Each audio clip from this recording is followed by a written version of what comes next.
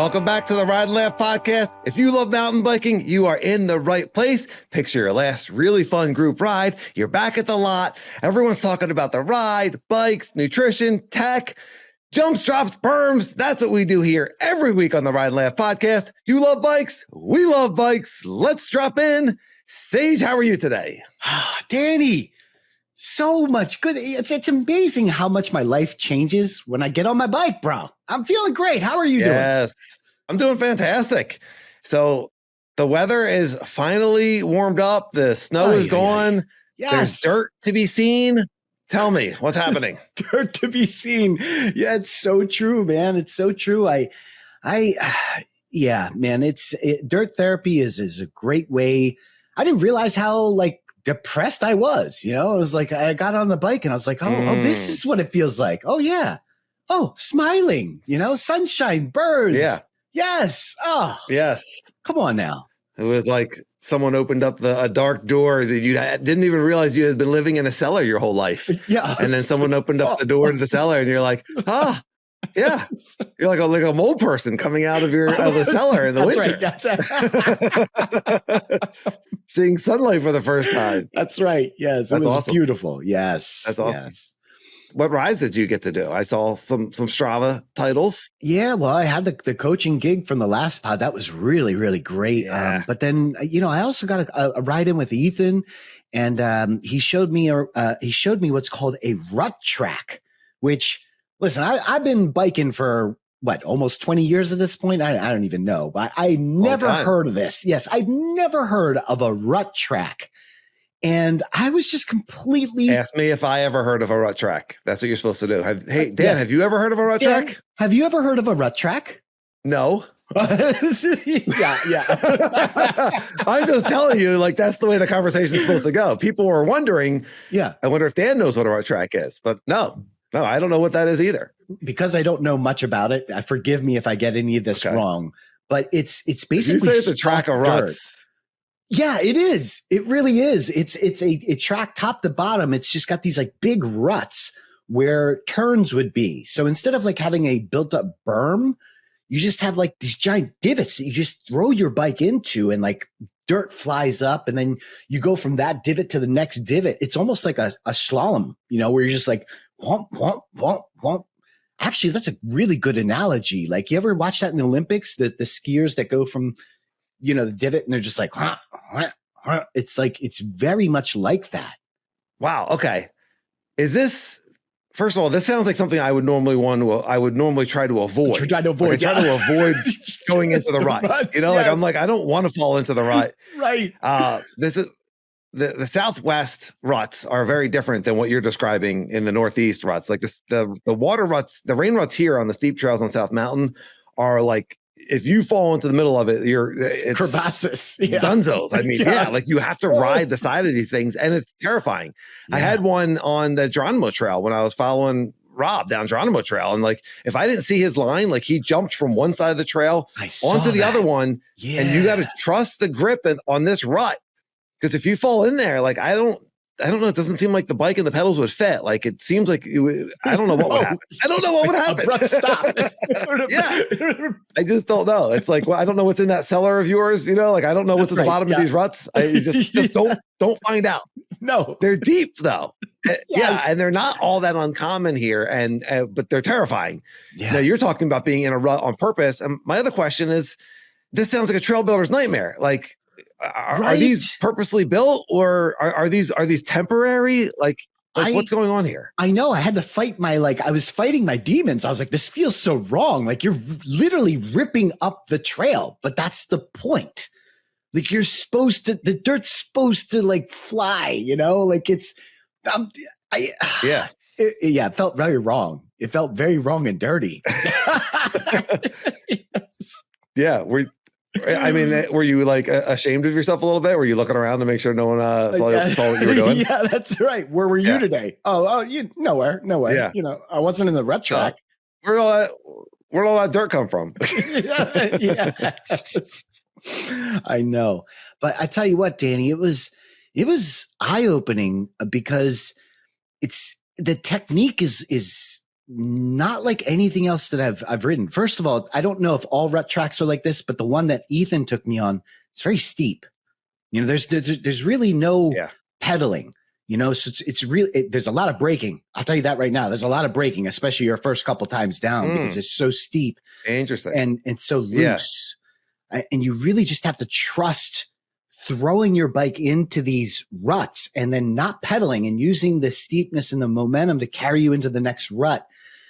Oh boy. Every time I went down, I let go of the brakes a little bit more and a little bit more. And, you know, of course, Ethan's coaching me through the whole thing and he's hitting it like it's nothing, you know, like it's butter, but like, I get it. I get it now. I can see why this is such good training for someone that's doing racing, you know, to be able to like throw your bike into this rut, you know, and trust that your tire is eventually going to catch, you know, and by the way, you're not braking into the rut. That's what's so crazy. Like you're supposed to do all your braking before you get into the rut. The rut, you want your wheels to spin. Like you want that movement.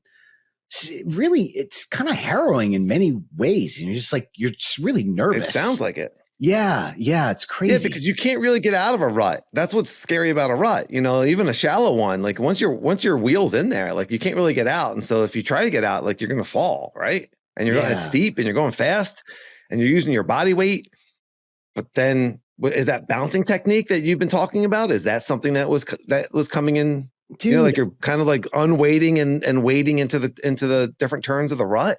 Yeah. So I asked Ethan about that because the first time I went down it, I tried that. I tried the bounce, but it's so steep that it wasn't working. And I'm like, Ethan, how are you doing this? And he's like, it's not bouncing. There's no bouncing. It's sliding. It's like literally like getting your body. It's a different position too. Cause I was very centered on the bike and I was watching Ethan. He's not as centered. He's literally putting the weight like over the back tire and letting the back tire like slide into this rut, you know, and then kind of just like using that momentum to slide into the next one. It's like almost like fishtailing. It's almost like Scandi flicky, you know, in many ways. I was just going to ask if that was what I was thinking. And I know that's been on your bucket list of skills to learn is that Scandinavian flick. I was wondering if this was like kind of a way to learn that, or if it was the same kind of technique. Oh, heck yes. Yeah. Yeah. I see people doing that. My buddy Chris, I ride behind. I'm not sure. I'll have to ask him if he's hitting brake when he does it. But, you know, like some of these guys, you ride behind them and they're just like all of a sudden, like the rear wheel sliding and they're throwing dirt up and it looks really cool. Yeah. You know, like it's a lot of trust in there. There's a lot of trust to purposely at speed unhook your rear wheel. Yeah. For just for style. Like, you know, I guess there's probably you utilize it for speed in a race, right?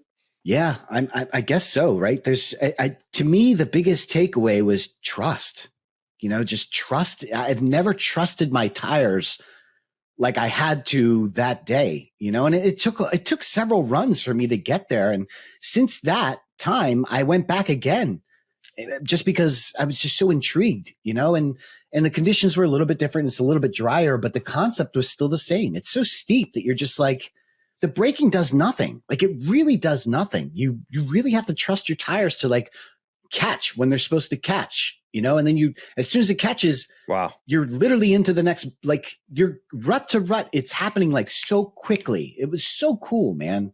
It really was. Did it ever not catch? Did you ever feel like it wasn't working, or did you have any oh crap moments? I did have, I had 2 slip outs and Ethan said that's part of the fun of the rut track. You know, you're supposed to go down, you know, like you're supposed, and I could see where flats would probably be very helpful. Cause like I got a little bit nervous because on clips, you know, it's like, it's not easy to clip out, you know, on these ruts and Ethan's clip too, but like his clips are not, you know me, I'm notoriously, my clips are very tight. It's very hard to get out of these things, you know? So so interesting. Yeah. So he found this thing, like he knows about rut tracks. Like this is the thing. Ride Laugh 1 at Gmail, YouTube comments. I feel like the 2 comments we're going to get is like, yeah, it's a thing. And the other comments are going to be like, it's a bad thing. You know, like our trail builder friends are going to be like, don't ride these. Like, what are you doing? You know, like it's purpose built. Like oh, okay. It's someone built a rut track. That's right. It's meant to be ridden this way. Please do not go out to your local trail system and start running it out. Like this is a specific trail built for this purpose. Yes. Great point. Okay. Yeah. It's confusing to me. I'm looking forward to seeing video of it because you've been telling me about it. Yeah. Yeah. Very, very interesting. You said you had a couple of rides and it sounded you went back, and then right before the podcast started, you told me that you fell. And it was a silly fall. It was the end of the ride. And you're like, we don't really need to talk about it. But, like we talk about Danny's falls all the time. So, yeah. Very true. I feel very like it would true. only be, That's right. Why don't you tell a quick story of what happened? And then I'll follow up with a question. Listen, it is typical Sage. I don't follow anything interesting. It's always when the time when you would least expect it. It's like the lamest. The cameras are off ever. Yeah. Cameras are off. Yeah. Like no one's watching. That's right. Yeah. Exactly. Yeah. It's the transition segment. Yeah. It's exactly every time it's nothing important. Yeah. I know it's, and it makes total sense, right? Because I'm tuned out at that point, right? Like on the Rut Track or on drops or jumps, I'm really tuned in. I'm really focused. I never fall in those spots. I always fall when I'm like, oh, this is the end of the ride. I'm literally adding miles in elevation because I'm trying to get ready for our road trip, So I'm trying to get my fitness back up. So I'm like, let me go do another climb, add a couple more miles, Maybe I was tired. Okay. I have no idea. I had a double that is, it's the tiniest little, if I showed it to you, be like, wow, that's really lame. Had a wheel wash out and hit my face and busted up my wrist and went down hard. Yeah, I went down. For what it sounds like, yeah, like it's because then you're like not ready for it. If, a lot of times we're doing something technical, like a lot of my falls, I'm focused, and I'm in it, and when I know I'm going down, you know what I mean? Like it's almost like a slow motion, like okay, oh, I'm on this really technical steep thing, and now I'm going down. Like that one in Sedona, like I was down in a second. It happened so quickly. Oh boy, yeah. But there's been a couple. We have a couple that we show on the podcast on the YouTube version all the time where like I'm slowly going over the handlebars, and I tend to not get nearly as hurt on those. Like, yeah, in the desert, like if you hit the ground, you're going to be bleeding, but I've been able to roll or get my, my arms in a way that, like I'm not taking all the impact on just a wrist or on a face or something like that. But you went down so quick. You said you hurt your wrist and you actually did hit your face. I did, yeah. Hit the moneymaker. I know. It's mostly the wrist, though. I put the wrist out to protect the face, and yeah. You're right. It happened like this for me. There was not much I could do. As soon as as soon as I took off, I knew. Like I was like, oh, this is nope. Oh, you did? Yeah. I was just like, oh, okay. No time to rewind. You knew the front wheel. It wasn't going to land correctly. Like as soon as you were in the air, you're like, felt off. I'm going. You knew you were going to go down. We going down. Yeah, popped right back up, man. Like nothing happened. Did the look around? Did anybody see that? Anybody recording this? No, I'm fine. Hey, I wasn't in the Rut Track. You were in the Rut Track. I wasn't in the Rut Track. What's a Rut Track? I never even heard of that. I know. Yeah, pretty lame. Is there a lesson here? Like, that these are the falls that keep happening. We talk about presence on the easy trails, so you're ready on the hard trails. Yeah, I that's not the lesson that I took. I think I took that as a sign that, I'm rushing to get back. I literally did not ride my bike for 5 to 6 weeks with the weather. And then I had my freelance job and all this stuff and the Ride and Laugh. It's been taking up all my time. And I am concerned that I'm going to somehow hinder your experience because I'm so out of shape, and I'm also not in bike shape either, like physically, like out of shape, but also like haven't been riding my bike. So, like jumps, right. Technically. Yeah. Technically. Right. Exactly. So I'm like rushing, like, I'm like, how many rides can I fit in, make the most of my time. And I think this was a sign that, dude, like the trip is going to be awesome. Yeah. Even if you end up going in a walker, like the trip is going to be awesome because you're hanging out with your best friend. Like it's going to be so much fun. Yeah. Stop trying to like cram everything in, to make what you think is the right experience. Like there is no right experience. It is going to be what it's supposed to be. So just calm down, dude. Just trust everything's going to work out. Stop trying to control it so much. Yeah. Like you're holding on to it a little too tight. Yeah. And I think some of those I totally get it. But I've heard you say before that your motivation to be fit a lot of times is me, because we ride together. We're very similar paces. We're both consider ourselves strong climbers. And, you go back a long time. We have a long riding history together. That's why we got a podcast together. Yep. And there was days when we were XC riders. There was days when we were single speed riders. But, it was Hammerfest, and it was at the end of the day, who's a little bit stronger? You know what I mean? It was I don't want to ever say it was like a competition between the two of us, but there was definitely pride that we could keep up with each other. That's right. Yeah. Yeah. A little bit. Yeah, I mean, that's natural. You know what I mean? Like, certainly like Ride Laugh on Gmail and YouTube comments, like, the feeling, like if you're on a technical climb and your buddy in front of you, like, only gets so far, like, all you got to do is get further. I'm just like, oh, I'm getting that section. I'm getting that section. Yeah. That's right. Yeah. And when you do, it feels great. 9 times out of 10, I get to, like, Jeff Windsor doesn't get it. I get to it. And I'm like, oh, I'm going to get it. 9 times out of 10, I'm like, oh, that's why he didn't get it. Because it's like really hard. Yeah, that's right. Yeah. Yeah. Like, I didn't get it either. Every once in a while, it's just, they're like, get out of the way. You still got to go for it. Yes, absolutely. Yeah. Yeah. So I get that. But I wonder if there's like some of those old kind of habits in there of I need to keep up with the Joneses, or keep up with the Dannies. For sure. Yes, for sure. I literally fell on a nothing thing for no like, this was literally the end of can I say literally anymore? Like, this was the end of the ride. Literally saying literally using the word literally more than anyone I've ever heard. Yes. Literally. Yes. This was the end of the ride. And I was like, I'm just going to tack on more elevation and miles because I need to get fit. Like, that's when I get hurt. Right. I could have, like, I was having a great day, Dan. I was having a great day. I did like several runs. Yeah. Feeling really good. The Rut Track was running really nice. I did a couple other downhill runs. It was the perfect day. I should have just ended it. I should have literally just, oh my God, I said it again. I should have just ended it on a smile. No, here's Sage. No. You got to do another climb. You gotta get 1,000 feet at least. Yeah. Like, come on, get out of here. Well, this is the next place I was going to go. First, if anyone watched Parks and Rec, there's a character in Parks and Rec. Yeah. Who says literally all the time. It's the Rob Lowe character. Very, very funny. Yes. You're just reminding me of him right now. Yes. Yeah. Oh, I'll take it. He's a handsome man. You used to finish a ride and you were very concerned about what your Strava numbers were. You wanted to hit a certain elevation of climbing and you wanted to hit a certain mileage every ride. I'm still like that. Say things like, our fans are counting on us, which back then, like, we literally did not have any fans because we didn't have any podcast. Strava. We just had, I was like, they're not our fans, they're our friends, and they're not counting on us, nor do they care. You know what I mean? Like, I scroll through my Strava feed, I'm just like, I don't care if someone got 1,999 feet or 2001. Like, it really doesn't matter.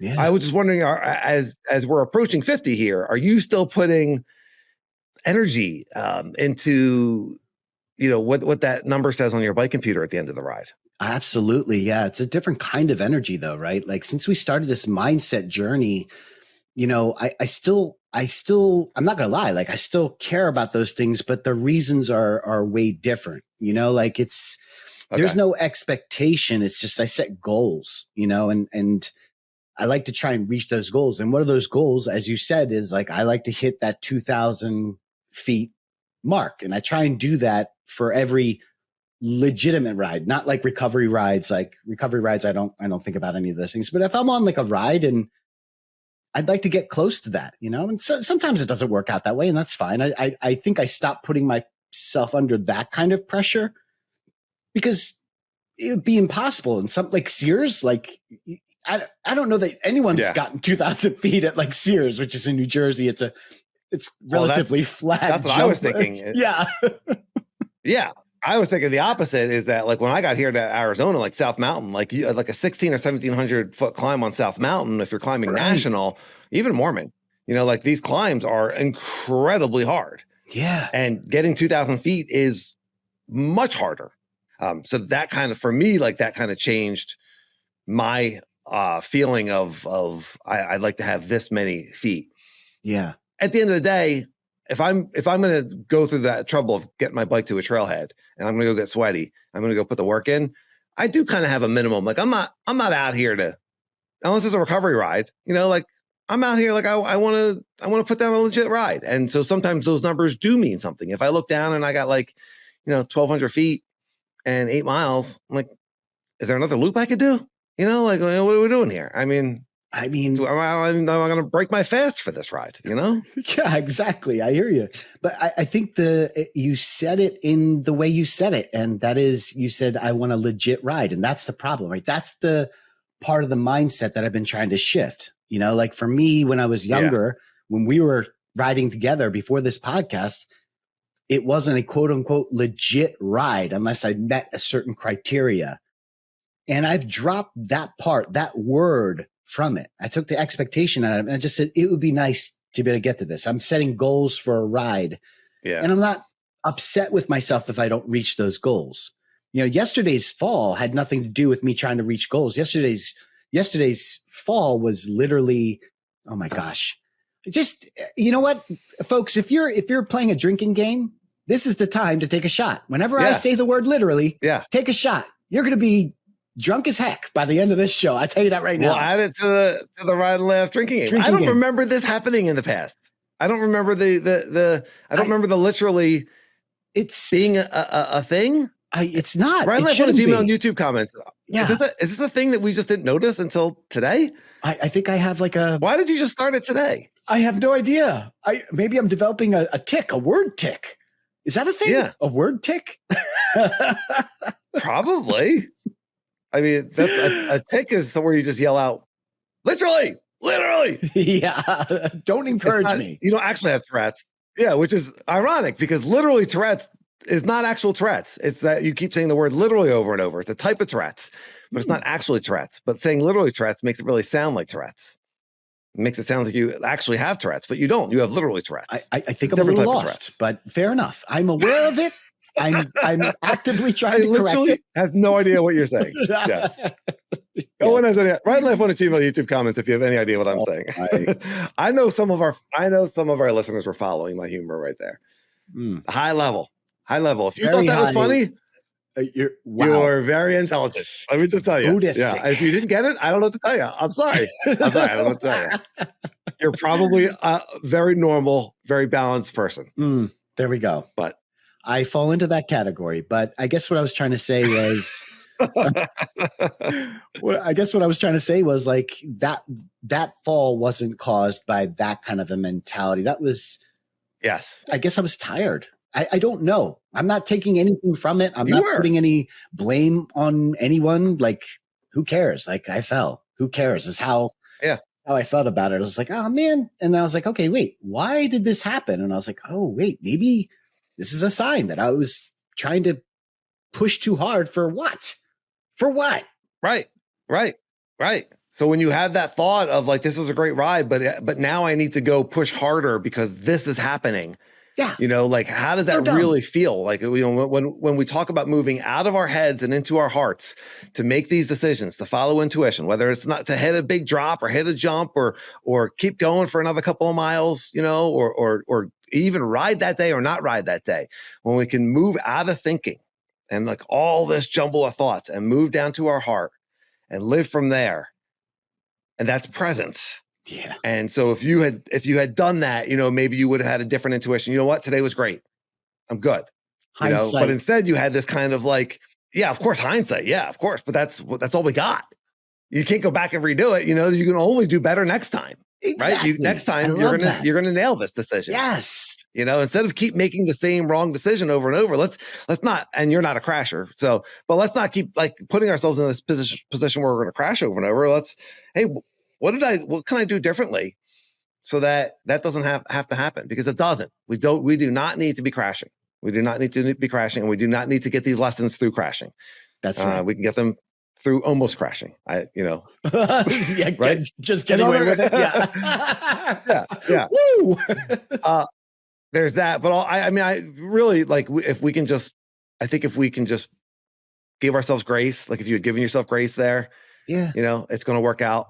And I had a great day. We're riding bikes on rocks, like you go down really easily. Yeah. So, yeah. All right.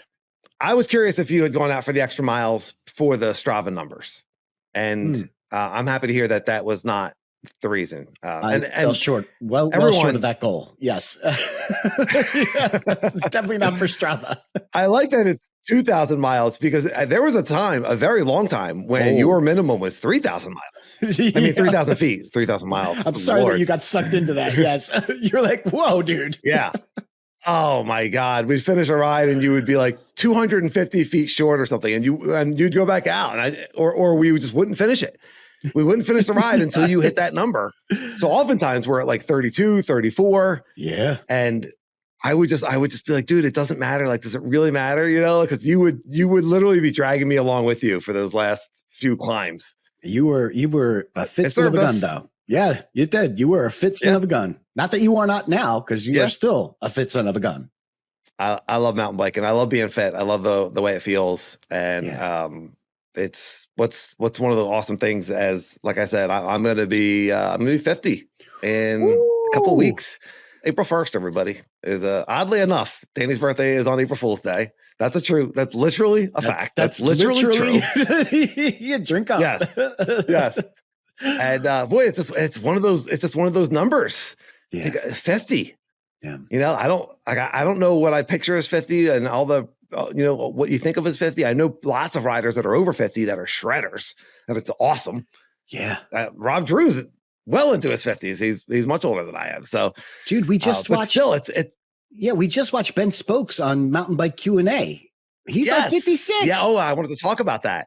If you didn't have the pleasure of watching Steve on Mountain Bike Q&A live, the comments were awesome. Go on the YouTube. I think you can still read all the comments if you watch it on YouTube. I'm not sure. Oh my God, his crew is so. It's a live stream, but it was his crew is awesome. He had so much support. Johnny's fantastic as always. Johnny's the man. I texted Steve afterwards. I was like, man, you nailed it. Like he was so comfortable, so authentic, and that's just who Steve is. But it was a great interview. It's really fun. Steve's an interesting guy. Like he only wants to jump, and that's it. He will walk his bike to the top of the trail just to jump, but he's awesome at it. He's an awesome trail builder. He loves mountain biking. He loves helping people. He's got his YouTube channel, Ben Spokes. I learned a lot. You know, I know Steve, but I learned a lot. Johnny's such a good interviewer. I learned a lot, and it was really fun. So you can check out Mountain Bike Q&A on YouTube, and you can also check it out as a podcast if you just want to listen to it. But your point. All right. But your point was was I making a point? What was my point? Oh, yes, that's right. Please finish. Good. I'll wait. I literally forgot what I was talking about. I got so excited about Steve. Yeah. My point really loses steam. As soon as I started talking about all these riders we know that are over 50, I just was like, who cares? Who cares? Like my point was going to be like, wow, that seems like a big number. And I can't believe it. And, there's some life reflection there, like 5-0, but I feel good and I'm fit and I'm strong and I'm loving life and I'm learning more now than ever. I mean, I'm so open to lessons now, and other times in my life, I might have been a little bit more closed-minded. I'm letting go of judgment. I'm going with the flow. I'm enjoying the good things a lot more. Perspective, of course, everything that my wife's been through and our move, and it's just been a lot. And this birthday's coming up, and it's 50, and like part of me, I guess, hears that number and thinks that's a big number. And that there's a decline. Is there a decline coming soon? But the other part of me is like, no, it's mountain biking. Like we can keep getting stronger and stronger. Like some of the strongest riders I know are older than me, and that's awesome. Yeah, it's just like unlimited. Let's just keep it going. I was thinking more like I definitely feel a decline in many ways in my riding, but for me, like just getting older is just learning to adapt. Obviously we can continue to learn, we can continue to progress, but the places where I do see a decline is like my quick twitch muscles, which is a hard thing to say. Quick twitch muscles, the sprint muscles. Like when I was younger, oh man, could I sprint, and I've lost a little bit of that, and that's no problem. Like I'm not racing. That's not a big deal for me. My endurance has gotten better. And I think I've adapted my riding to, focusing more on that. the progression is. I think that's cumulative. Yeah, it is. It could be. It very well could be. The progression, which is a new adaptation to my mountain biking. You know, it's funny. We were just talking about the rides that we used to do. Oh, I got to reach 3,000 miles. We would do, Danny, we would do these rides that were like 3,000 feet. 3,000. Yeah. Sorry. Excuse me. But we would do these like rides that were like 50 miles, 6,000 feet. Like it was just all about like crushing and getting PRs. And like, I'm not interested in any of that. Like I could give two craps about that. Like all I want to do now is maximize the amount of fun that I can have. And for me right now, the fun, and this could be different for you guys, but for me, fun right now is jumping, drops, and just, and rut tracks. Come on, man. Yeah. Woo. Yeah. There's no age limit on that. Totally. I feel in recovery. I think that's where I feel the age the most is that the next day I'm just a little bit more sore and, I want to sleep a little bit more. So I guess that's where I feel the age and we'll see what happens. Because I know that I can do better with my recovery with how I eat and how much time I give myself from stop eating to bed. With me, that's the biggest thing is how much time do I give myself between eating and bed? The bigger that window is, the better I feel the next day. Not always easy. We are talking about episode 40, Stop Labeling Trails Hard, Why We Skip Mountain Bike Fails and Do Not Use the Wrong Bladder. Man, that was such a great episode. It was so funny. Oh my goodness. Pat ourselves on the back. If you haven't heard it, definitely go back, download it, watch it on YouTube. Really funny. But a lot about that was what we consume. We started talking about what we consume, and then we went from talking about food to content and how that makes us feel. And really like those feelings, which is what we were talking about earlier in this podcast, those feelings that we have of being positive or negative. And that really kind of like shapes your whole day. And that's what we're here for. Feel good. Yeah. Feel good now. Yep. And so we talked about, you mentioned that you stopped watching Friday Fails. And I was like, dude, me too. I stopped, and that's a Pinkbike thing that's been on. Pinkbike is a mountain bike YouTube channel that's probably the biggest mountain bike social media influence. I mean, they're up there. Yeah, it's up there. Yeah. And they have this thing called Friday Fails, and it's a series. It's like a 6-minute video or however long that people send in, of just crashes. So if you're not familiar with it, most mountain bikers are, but if you're on mountain bike Instagram, you've seen it. And, and sometimes you'll be riding with your friends, right? And you have a crash and they're just like, oh, I'm going to send that into Friday Fails, and I think some of our friends have been on Friday Fails. I know, right. I know, Harry, yeah. I know I could have been on there several times if someone had sent me in. Yeah. So 2 perspectives from that comment though. We had Steve at Ben Spoke say that he stopped watching Friday Fails. And we had Dan, who at Juggernaut MTB, great listener and commenter. And he said that he used to watch the Friday Fails as a way to temper his enthusiasm, his aggressiveness going into the weekend so that he wouldn't do something silly. Like, hey, look what can happen. And he said after his crash recently at Blue Mountain Bike Park, which he told us about, he said, your advice as well as the mindset conversations have shifted my focus from fear to preparation and execution. Oh, I love that. But I thought that was really, really interesting that he's also stopped watching. And then on the other hand, we have great listener and commenter also, Pat Rusty Chain. And he says he watches with his wife, who is more of a beginner, intermediate mountain biker. And from what I heard is progressing and having fun with it. And she went from not liking the Friday Fails to instead looking at them and commenting what the rider's doing before the crash. So using the Friday Fail to be like, what can we do better here? Yes. I do that all the time. As soon as I start watching, if I know it's a fail video, I'm looking at the rider. I'm like, what are they doing wrong? Oh, look, they're already too upright. They're already too far back. This is probably going to be an endo. Yeah. Because it's going to end poorly. So I'm looking at like what went wrong before it's going wrong. It's called Friday Fails. Like you're going to fail. They do have didn't they have a Saturday Sends also? I think they have clips of that where people also can send in. Did. Yeah. But that doesn't pop up on my feed. The Friday Fails always comes up, but the Saturday Sends you don't see as much. Negative bias. Yeah. I I don't know that I'll ever. By the way, I love that. I love that kind of perspective of like trying to use it as a learning tool. I don't know that I'd ever go there.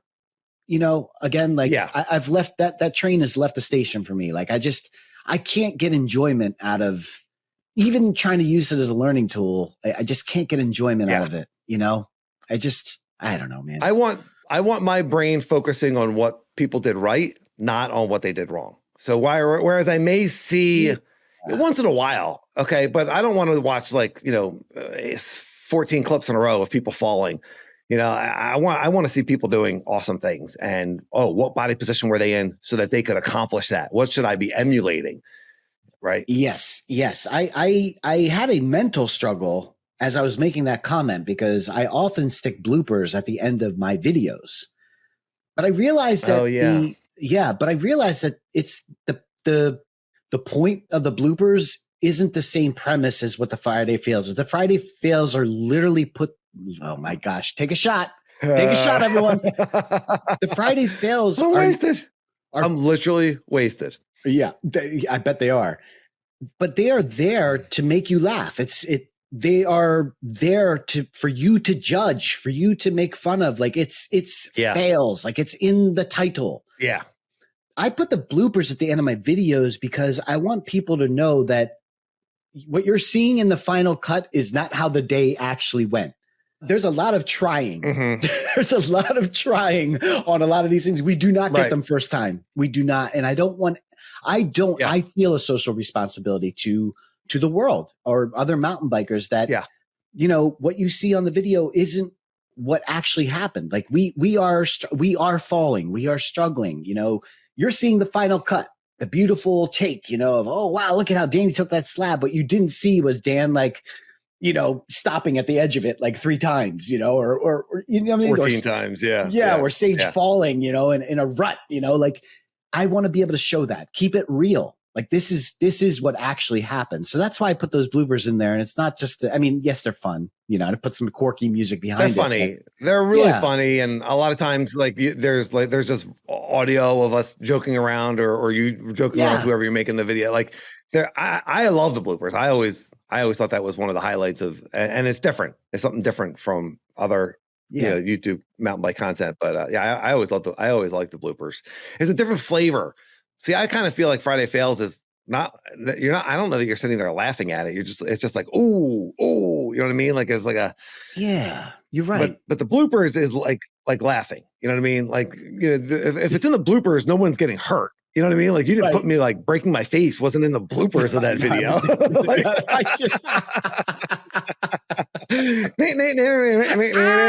Ambulance coming. You're like,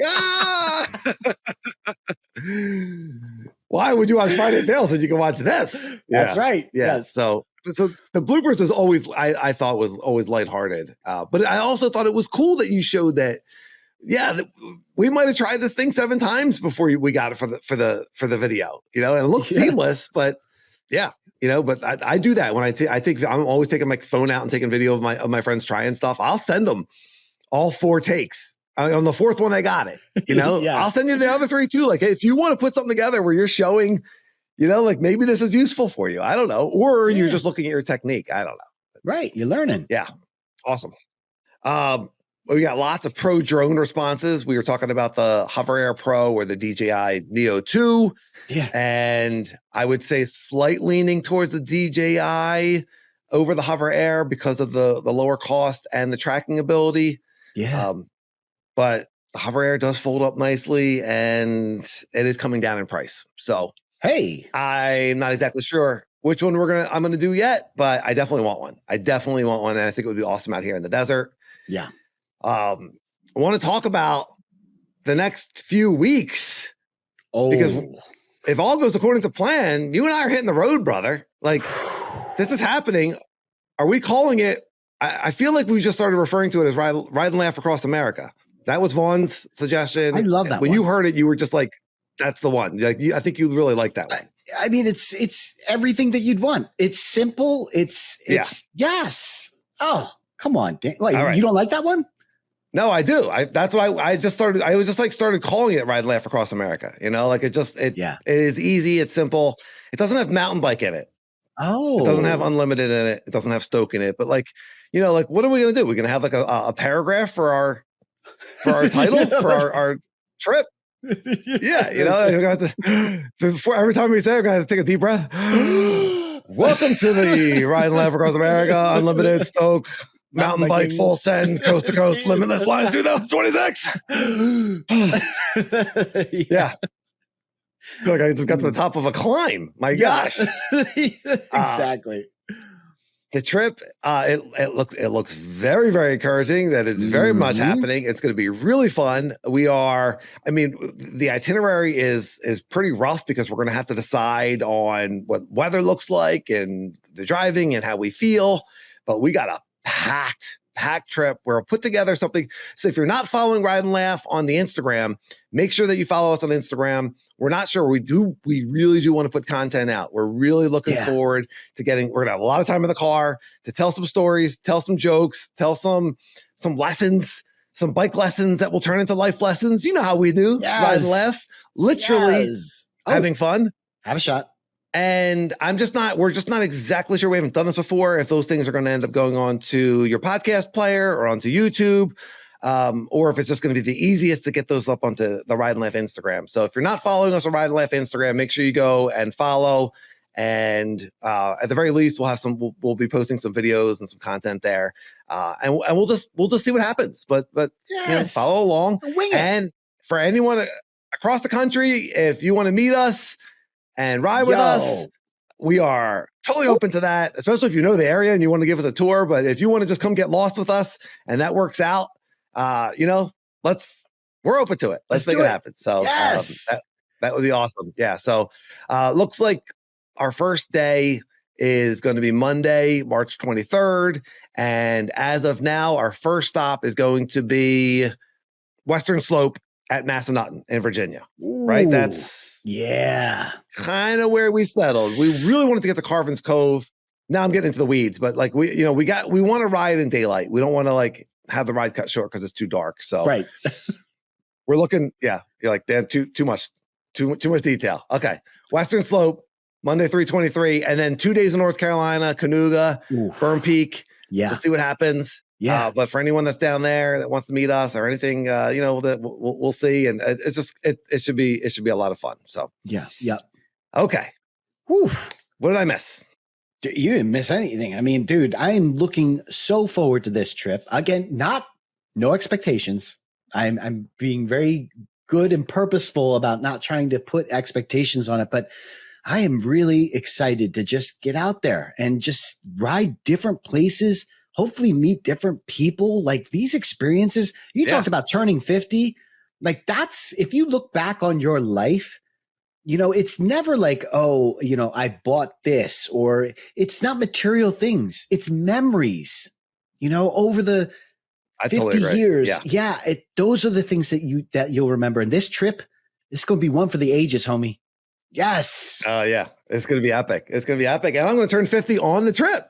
What? Guess I'm buying you breakfast. Pretty good. Oh yeah. Pretty good. Yeah. Well, it's actually the day that I turn 50 is going to be a 9.5 hour driving day. So you're going to go ahead and take the wheel on that one. And I'm just I'm just going to chill. Yeah. Thank you. Thank you in advance for that birthday present. You're welcome. I'll be in the back of the van. Listening to old Ride and Laugh episodes, literally just sleeping. Another shot. No, I would never. No. We are. I've done enough road trips with you. We are good companions. Yeah, we are. Dude, we're going to have quick rips out while we're gone. We're going to have quick rips out. We might have some extra content out. We will still have weekly content. And then Sage is going to be in Arizona, and we're going to have more content. It's just going to be amazing, unlimited. There's so much more that I needed to talk about today that I just did not get to. I still haven't talked about my Halls Day with Braden Bringhurst, who amazing pro rider and gave some incredible mindset advice that blew me away. Yeah. In summary, because I feel like really this is really important. Man, we don't We don't really have time to get to it, but this is why I fell. I'm doing what. Yeah, this is why I fell. Yeah, I'm trying to fit it all in. Cram it. I'm sorry. Braden's like, don't squeeze me in at the end. Yeah. I gave you that goal. You're just going to squeeze it in at the end of a podcast? It's not going anywhere. That advice isn't going anywhere. It's not going to be different in a few weeks when you finally have time to properly talk about it. Yes. There we go. Come on, man. All right. Yeah. What about the short bus? I didn't get to talk about the short bus. I rode the short bus up to the top of South Mountain twice. And not for the reasons. Yeah. Everyone's like, yeah, Dan, we figured you were riding the short bus. No, the short bus is a South Mountain shuttle. It's a South Mountain shuttle. You go to the top of South Mountain, and then he picks you up at the bottom, and you go back up to the top. Different parking lots, ride different trails. I did a downhill trail I'd never done before, thanks to the shuttle. And ride with Chris, and then meet new friends, Wes and Kona and Tom and Dave and Brian. It was just like, and the vibes on the bus were immaculate. Everyone like riding together, all different levels. It was so cool. And there's just this guy, James. He owns this bus. You give him a couple bucks, and he drives you up to the top. Like, thank you, James. It's amazing. All right, it's really cool. Yeah, I would love to get into it more, but that might be something fun for us to do one of the Saturdays that you come out here. It's because it's kind of a recovery day, but you just get to do downhill, but South Mountain downhill. So it's not relaxing. Not really. Yeah. It's not a very good recovery. Yeah. Yeah. All right. Well, so much to talk about. Mountain biking's awesome. I'm so grateful. Let's get into our mountain bike gratitude of the week. Yeah. Unless you have anything else to add on the 25 things I just threw against the wall in the last 30 seconds. No. I have to get it all. Okay, all right.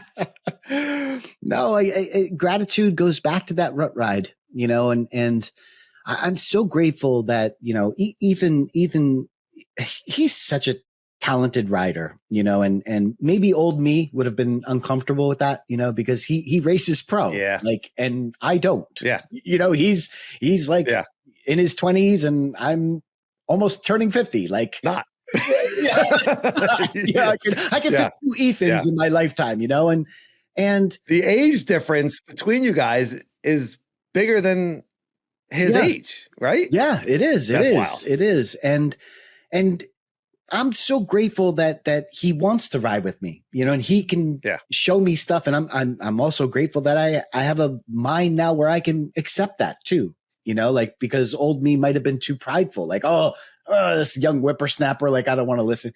Dude, I'm open to all the advice. He helped me out so much. I was peppering him right and left. You might have thought it was a podcast show because I just was like, oh, what about this, Ethan? And how do you do this? And how do you do? And of course, he's so gracious with his time, and he's ridiculously talented. Like, who else would you want showing you this stuff? So thank you, Ethan.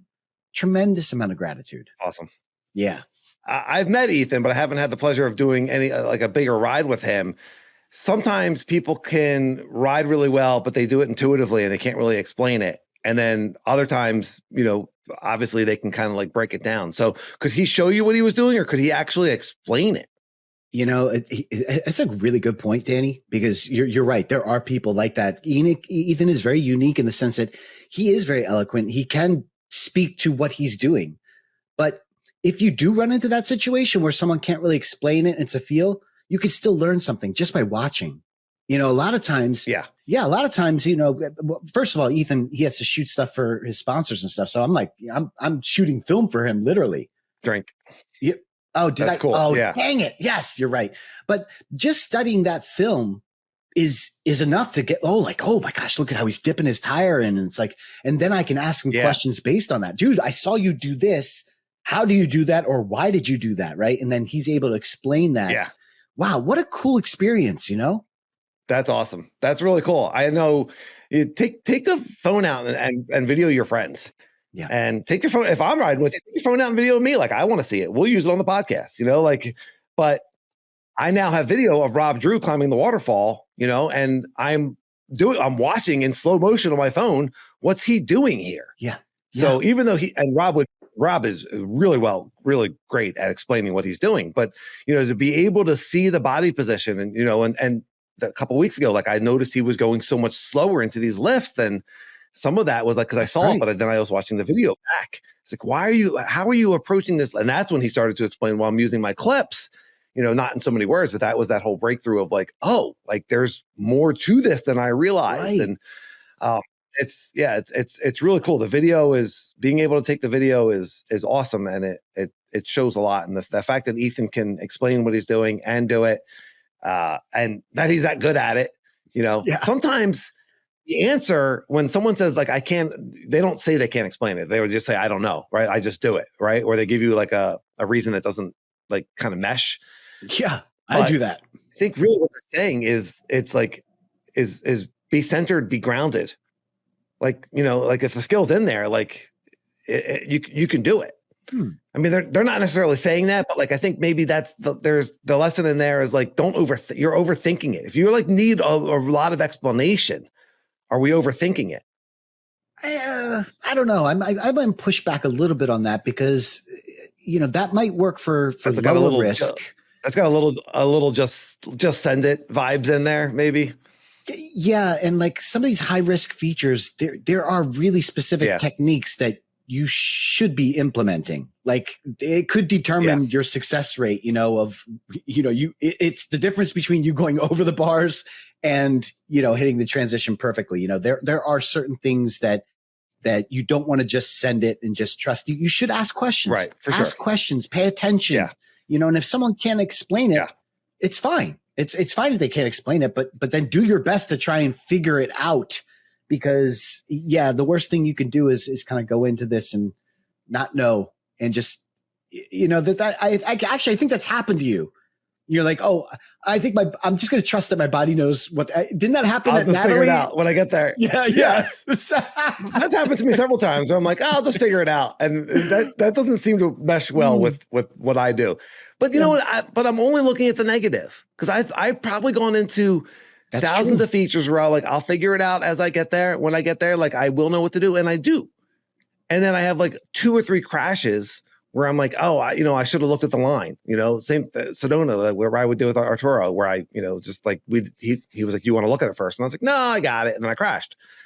But there's probably hundreds of times before that where I do got it. So there's this negativity bias where we want to say like this happens to me every time, and it doesn't.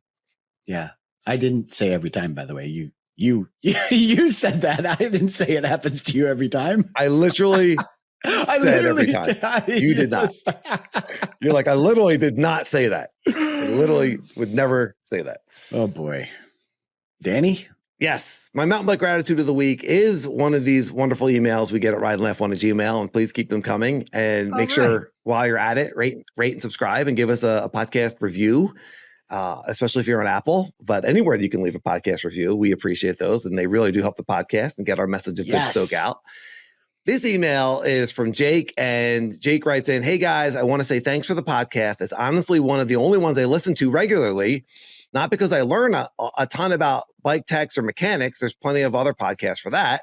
Thanks, Jake. That's so true. Yeah. But because the vibe, it's very true. Yes, it's literally accurate. But because the vibe is just so positive, entertaining, welcoming, and good. The friendship, gratitude, and the way you talk about riding and life challenges feels real and grounded. I also really appreciate the broader conversations you have about life, living well, and recognizing the good things around us.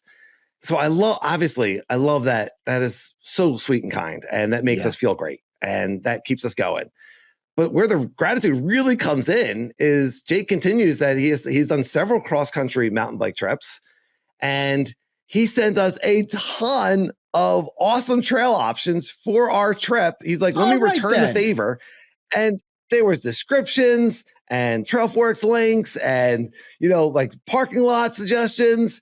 If you go here, try here, think about this. I mean, it was just beyond. He put some work into it. I was blown away. Super useful, by the way, because a lot of the stuff I was on there.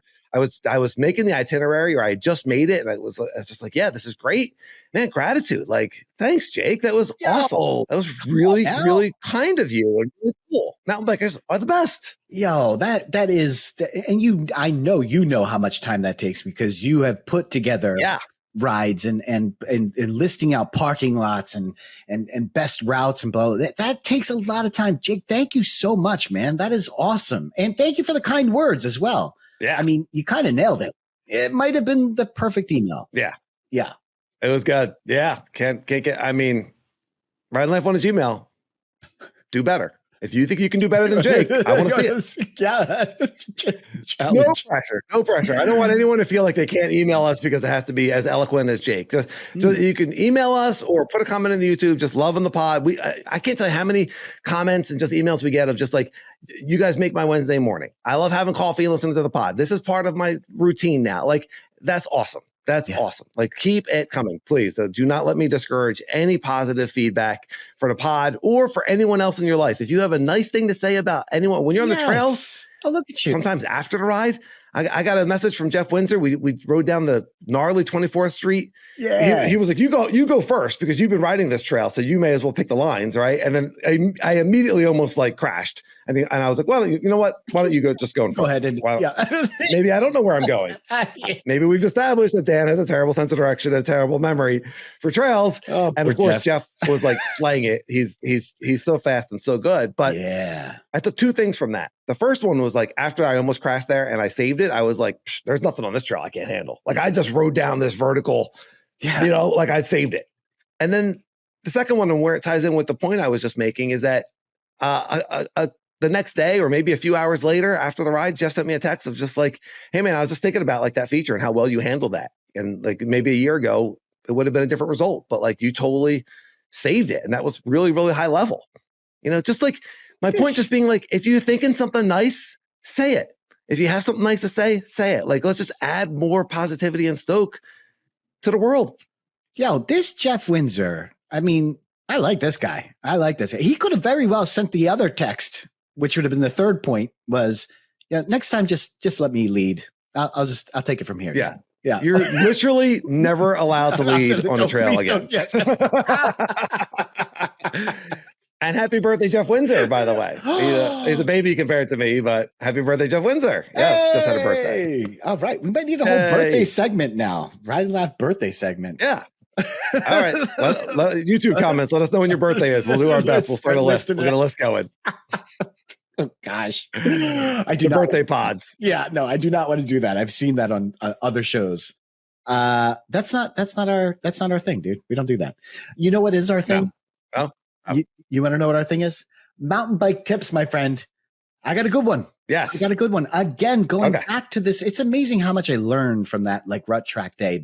And we briefly touched on it, but I do want to make it my mountain bike tip, and that is braking in turns. It's something that you and I have always talked about, with braking bumps at the bike park. But the reason why you don't want to brake in a turn is that is the moment that you lose traction. You want to keep the wheels moving and rolling.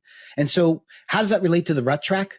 Well, Ethan was like, dude, do not brake in the ruts. Like, do your braking before that. And it was the ruts are serpentine. I take it. It's not a straight line rut down the mountain. It's serpentine. So like, yeah, it's a serpentine course, I guess. And you're just jumping from rut to rut. Okay. That's where you're doing the turning. Oh, you're going in and out of ruts. Yeah. It's not one continual rut. You're going in and out of ruts. Oh, interesting. Yeah, it is. All right. So if you're listening on the podcast, you might want to check this out. If you're listening on podcast, you might want to check out the YouTube. On the YouTube. We'll have video. That's correct. Sorry. Yes. That shouldn't have taken me so long. It's all good. It's all good. But the point of it was like, do the braking before the turn. And that is true whether you're on a rut track or you're at the bike park or you're anywhere. Pick a place. It doesn't matter. The minute you hit your brakes is the minute you break your traction. You want your wheels to be rolling. So if you're coming up to a turn, whether it's flat or it's in a berm or it's a rut, do all the braking that you think you're going to need before the turn. And then the idea is to accelerate out of the turn. Now, you may have to do this a couple times. You may have to figure out what that right speed is. You might go into the turn too slow the first time. And then next time, okay, now you know, a little bit faster. Right. But try not to brake in that turn. That is the mountain bike tip, my friend. Yes, that's a great one. And it's something I struggle with. I know this, and I still go into turns like you're going in fast and you feel like you got to slow down before the turn to the speed you want for the turn. But it's hard to know exactly how fast you can go in the turn before you're in it. So practice, and something like a rut track or anywhere that you can practice, even setting up cones in a field. Anywhere that you can practice, like, what is the speed that I can carry into this? What is too fast? That's a really good one. There's a lot in cornering. I mean, getting good at cornering and mountain biking will increase your speed, your fun. Yeah, we could do a whole week. Yeah, we could do really good 5 pods on cornering. Yeah. Ride Laugh 1 at Gmail and YouTube comments if that's something you're working on, if that resonates, if you want some more cornering tips. Anything else on your mind? Anything else that we talked about? We appreciate everyone's comments, and it does help the algorithm as well. Tell your friends, and we're having a great time. So if you don't hear from us for a little bit, we're still gonna have all our quick rips, and check your Instagram, and we'll see what kind of content comes out. But everything's gonna work out for us. That's right. And if you're still listening, you are absolutely one of us. You're a mountain biker. We appreciate you. Thank you. Rate and subscribe. Follow us. And we're gonna have a great time. You're gonna have a great time. Everything's fantastic. Have a wonderful week, a great week of riding. Ride Laugh. I'll see everybody.